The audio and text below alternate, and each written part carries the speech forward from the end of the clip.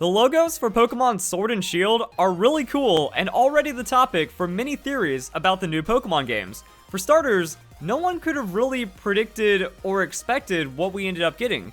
Pokemon Sword, Pokemon Shield, those are some pretty crazy names for Pokemon games, and then the logos really sell it. But the biggest thing to note are the twin wolves heads that kind of top each logo, and this has people all over the place as to what it could represent. Are these going to be our legendary Pokemon? Is it going to be the same story but on an alternate timeline? Is it going to be the power of the sword or the reliability of the shield wielded by this legendary beast, and then that's going to change the history, the culture, the lore, everything about the region and how we experience it? Or is it going to be something else? You know, there's a lot of theories going on. Is this the same exact Pokemon being represented in two different ways, or is it two different Pokemon that are fairly identical?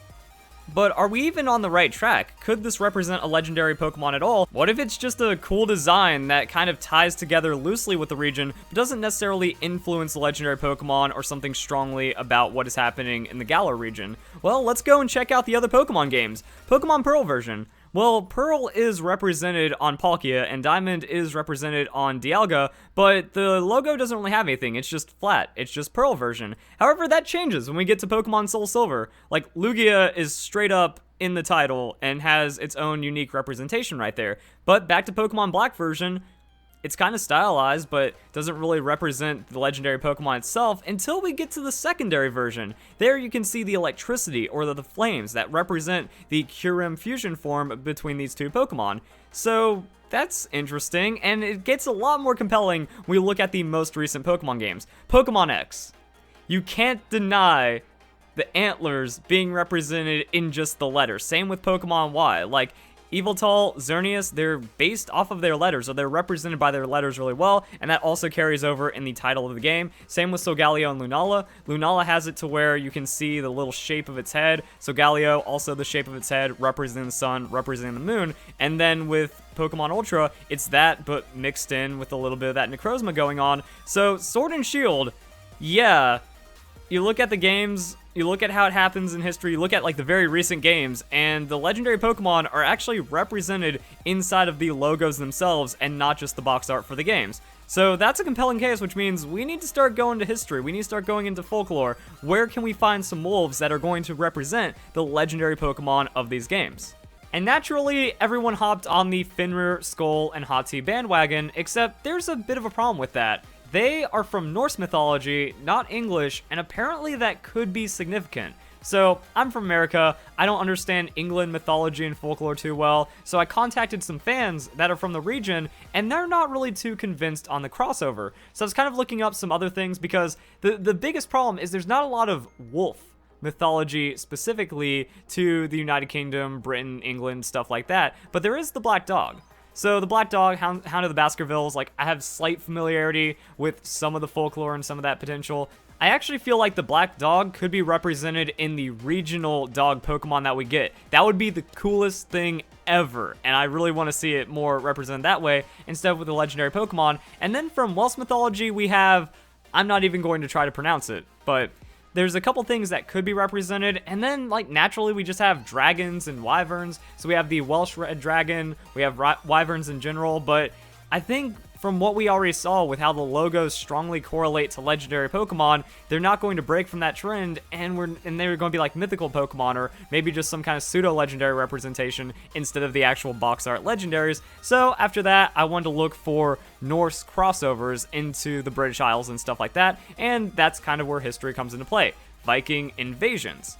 Now, is Game Freak going to take all of that into consideration? Because I found quite a bit, you know, there's a lot of Norse invasions of England. The map kind of makes it look that way because being the island it is, there is quite a bit of exposure. And if you look at how the region is, could kind of come into play maybe, and that could be how the story develops, that could be how these legendary Pokemon develop. But overall, it's kind of up in the air as to how we're going to figure out what these legendary Pokemon represent until they're revealed, until something blatant comes across, or maybe it's just going to be local to the region. That Game Freak isn't going to be directly trying to copy existing mythology and folklore, but more or less be inspired and then have a big spin on it that kind of separates it enough to where they can have quite a bit of freedom with how it's represented. So, Hati and Skull, the wolves that chase the sun and the moon. Now, I don't think Fenrir is going to be the third legendary because I think that would be copying too much, and then having 3 wolf legendary Pokemon, that could be really weird. But it could work out because like having Hati and Skull be these like twin legendary Pokemon representing Sword and Shield, that's cool. And then or it could be like just one Pokemon that's represented 2 different ways, and that would represent Fenrir. So there is a way that we can justify both of these, but I think it would kind of be a little too samey to have all 3 be wolves and then represent them different. I mean, we just had the whole Lycanroc evolutionary trio, so maybe a little too much, and then also like too much on real life history instead of just making it about that Pokemon universe representation. Looking into some other like mythology and stuff, we have Gram, the sword that Sigurd used to kill the dragon Fafnir. I don't know if there's any direct relation or correlation going on, but we have Pokemon Sword, we have a named sword, but there's a lot of mythologies and stories that have named swords. And then we get into a big problem because Viking shields are circular. But the shield in the Pokemon Shield logo is a traditional English shield and has the more recognizable iconic shape. So I don't know if it's making a stretch to try to cross over the mythologies right there, or maybe it's a stylization choice on Game Freak's part. I don't know. There's just a lot that's like going on with all of this. Looking for other wolves and dogs that are represented in some kind of mythology, we have Garm, not to be confused with the sword Gram, but Garm is the wolf that is the bloodstained guardian of Hell's Gate and has relation to Ragnarok in Norse mythology. What I'm getting at is there's a lot of stories about wolves and legendary hounds that might loosely or directly relate to Pokemon Sword and Shield and have something to do based off of the legendary Pokemon, such as Galert or Jalert. I don't know. It's Welsh. I'm not going to get it right. But the dog belonged to Welyn the Great and has a tragic story behind it. The dog slayed a wolf to protect a child, but was mistaken for the child slayer and then slain itself. There's a lot of sad stories, aren't there? Man, actually, it'd be interesting to kind of see all this tied together because, like, ghost dogs, ghost hounds, something like that, it would add a lot of life and a lot of, like, movement and, you know, just a little bit of tragedy inside of Pokemon, I think can be a good thing to help promote a story or get a lot more extra emotions involved and then just kind of keep carrying along what could happen. But I really want to see a ghost dog. I think it's cool because things don't die too often in Pokemon, and at least they get another life as that kind of style and type of Pokemon, so that works out for me. Maybe it won't be too tragic, but it can be represented in some kind of cool way. So that's the folklore and mythology out of the way, but what about the potential designs of these Pokemon? And honestly, I would like to see an anthropomorphic wolf that's represented in some kind of knightly way. I think it represents the sword and the shield pretty well, but there's a lot of other takes I can also see maybe the direction being, because if you're just going to be wielding a shield, can't really do much with that. Now it is Pokemon, so using like the shield to block and then shooting like ice beams or fire breath or maybe being electrically related, that one's a little harder for me to try justify, but I mean, we are in the snowy region. If that does get in the post-game, might have something to do with it. The typings, who even knows what the typings are going to be? Not really sold on ice, but could be that way. Fire breathing, it's standard, but I mean, that's what we got dragons for. So, Dark and Ghost, maybe on the Legendaries. We just had Ghost with Lunala. Yeah, so, but I like this design, so kind of showing like an armor-plated wolf. So, I mean, maybe we could represent it that way, that one would be more feral, the other one more anthro, and that could represent the sword and the shield that way. There's also memes going around. So, from Dark Souls, we have the Great Gray Wolf. I just don't see that really working too well, though, because, like, it's just a wolf that picked up a sword in its mouth. Doesn't really have too much representation. What happens if you just, like, punch it really hard and then it drops the sword? But that seems like it would lose significance of it being the sword-wielding beast. I don't know. I've also been seeing discussion on various parts, you know, the reflectors and the glaives from Okami. That's the thing. Again, I think that could be, like, it works on the feral side in that regard, and maybe if there is Japanese inspiration going on, that would actually be pretty cool. Like, I think there's more than enough in the England region to pad it out with exclusively England folklore, but having that Norse borrowing, maybe also just bring in Japanese inspiration, and actually adding extra diversity to it could be pretty cool. It could be like an alternate England timeline and folklore and history to where it has more inspirations throughout history instead of just being more isolated to Europe, but also having a global inspiration represented in Pokemon. When you look at also like other things, when you look at the castle that's in the map, there's like a dragon's head for the gate.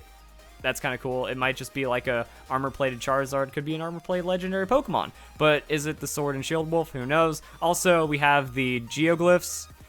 People are probably already going crazy over those. Like, oh, are those little Pokemon? I actually honestly don't even think those are going to be in the game. I feel like they're just going to be some kind, like it's going to be, even though in a world where we have fire-breathing lizards and true legends and true legendary Pokemon and crazy creatures that don't even exist in our own mythology in the real world, I think that could be that representation. Like some kind of beast that is talked about, or some kind of alien creature that is talked about in the history of the region, but seemingly has no existence in the region or the Pokemon universe itself. You know, the things that they even make up that don't have any representation, and that might be intentionally they were just kind of screwed with us, or it could have representation. There's little guys, there's a big guy, it seems to be shooting clouds that zap lightning, or maybe it's fire breath with lightning as well.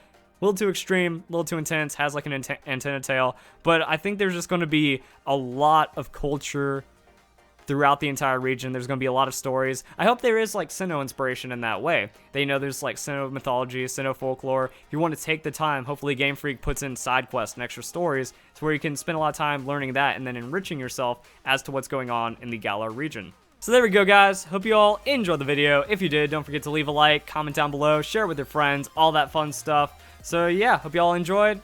Have a nice day. Thank you very much for watching.